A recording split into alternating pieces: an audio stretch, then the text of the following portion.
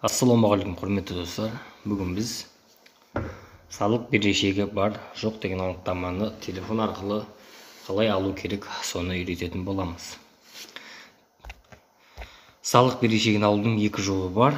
Телефон арқылы бірінші e-салық азамат, я болмаса e-gov мобайл арқылы.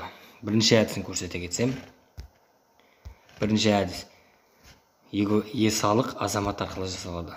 Қосымшаға кіреміз. Кіргеннен кейін мына бөлікті басып, үш сызықты тіркелу профиль параметрлерін басамыз. Профиль параметрлері. Одан кейін әдеттегі пайдалануды басуымыз қажет. Әдеттегі пайдалану. Үш жолы бар кірудің: ECP ключ арқылы, SMS пароль арқылы, JSON пароль арқылы. Біз SMS пароль арқылы кіреміз. Ағымдағы жолаққа өзіңіздің JSON-іңізді енгізіңіз. Одан кейін кіру тіркелу батырмасын шертеміз. Осы жерде көрсетілген нөміріңізге SMS код келеді. Сол SMS кодты мына жерге енгізуіміз қажет. SMS код келді. Егер сізде осындай экран шыққан болса, разрешить дегенді басып кіріп кете береміз. Яғни ондай нәрсе шықпаса, қолмен жазамыз SMS кодты. Мына жолақта қосымшаға кіру үшін арнайы құпия сөз орнатамыз. Менің кезегімде 1, 2, 3, 4 деп орната салайын. Егер телефоныңыз саусақ ізімен ашылатын болса, осындай хабарлама шығады. Менде ондай қажет жоқ, қазір емес деп қоям. Салық берешегін тексеру үшін мына жолақты басып, электронды сервистер бөліміне барамыз. Электронды сервистер. Одан кейін салық және әлеуметтік төлемдер бойынша берешек туралы қызметі дегенді шертеміз. Ағымдағы жолаққа JSON-іміз жазылып тұрады. Одан кейін іздеу батырмасын басып, келесі қадамға өтеміз. Көріп отырғандарыңыздай, салық төлеушінің берешегі бар жоқ анықтамасы. Бұл өкінішке орай PDF файлға басылып шықпайды. Осыны скриншот жасап алуымызға болады. Енді екінші жолын көрсететін болсам, екінші жолы e-gov мобайл арқылы. Қосымшаның үстіне шертемін. Ашылғаннан кейін профайлды шертіп,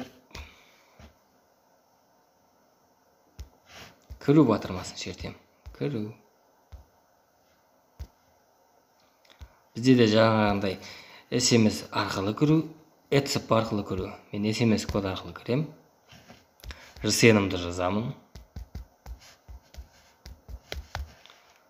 Екінші жолаққа мобильді азаматтар базасына тіркелген нөмірімізді көрсетеміз. Осы көрсеткен нөмірге SMS хабарлама келеді. Жалғастыру батырмасын шертіп, келесі қадамға өтеміз. Келесі қадамда жаңағы нөмірімізге, көрсетілген нөмірге SMS код келеді. Одан кейін разрешить дегенді басып жасауға болады, я болмаса қолмен енгізуге болады. 60-121 деген кодты мына бағанға енгіземіз. Мен разрешитті басып, келесі қадамға өтемін.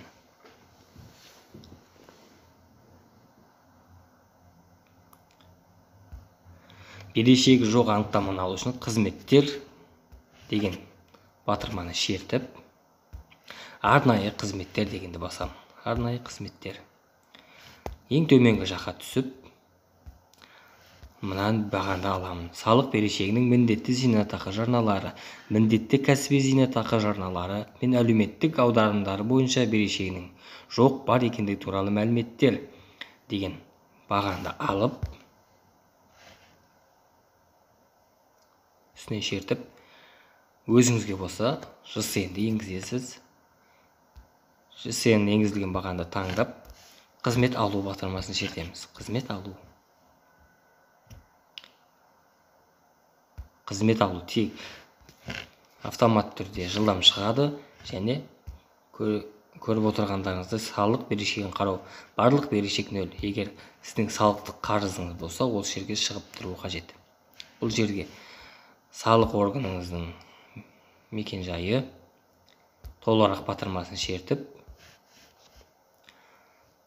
төлемдер бойынша қалған анықтамалар көре аласыздар.